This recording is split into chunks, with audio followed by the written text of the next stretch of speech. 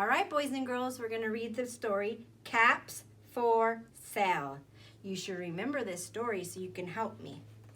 Once there was a peddler who sold caps, but he was not like an ordinary peddler who sold his wares on his back.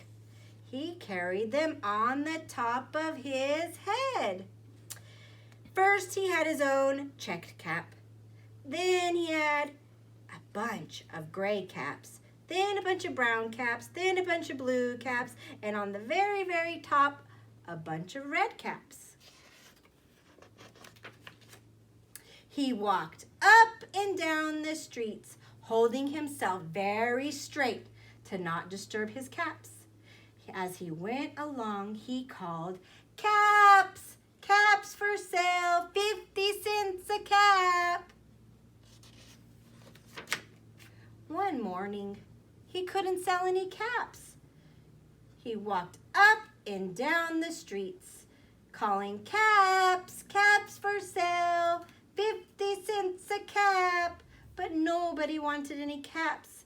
Nobody wanted even a red cap. He began to feel so hungry, and he had no money for lunch.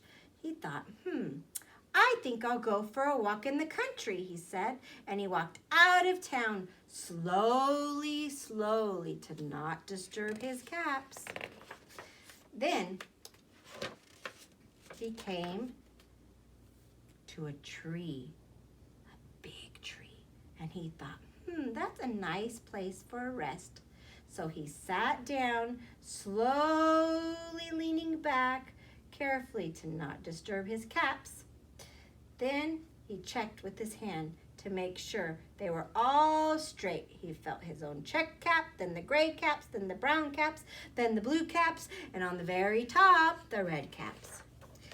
They were all there, so he went right to sleep, and he slept for a long time.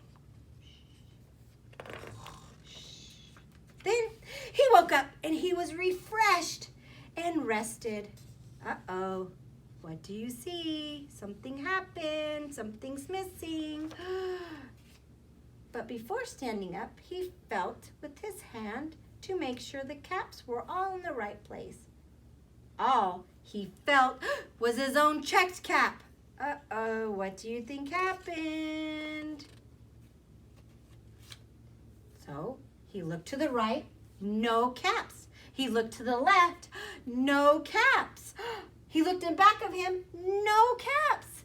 Then he looked behind the tree, no caps. Then he looked up in the tree, and what do you think he saw? On every branch sat a monkey, and on every monkey was a cap, a gray or a brown or a blue or a red cap. Uh-oh, monkeys took his caps. The peddler looked at the monkeys. The monkeys looked at the peddler. He didn't know what to do, so he finally spoke to them. And he said, "You monkeys, you give me back my caps." But the monkeys just shook their finger back at him and said, "Tss, tss, tss." So then this made him mad. And he shook both hands at the monkeys and he said, "You monkeys, you give me back my caps." So what do you think the monkeys did? Tss, tss, tss, tss.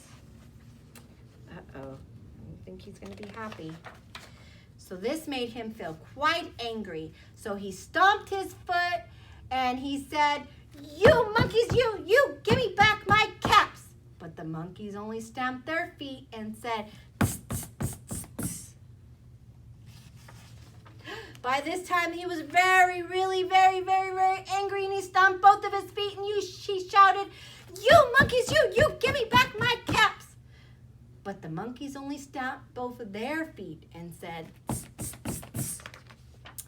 So at last, he became so angry that he pulled off his own cap and he threw it on the ground. And he began to walk away, but then each monkey pulled off their cap. What do you think they're gonna do? And all the gray caps, all the brown caps, all the blue caps, and all the red caps came flying down out of the tree. They copied him. So the peddler picked up all his caps and placed them back on his head. First his own check cap, then the gray caps, then the brown, then the blue, then on the very top the red caps. And slowly, slowly he walked back to town calling, "Caps for sale, 50 cents a cap." And then we say, the end.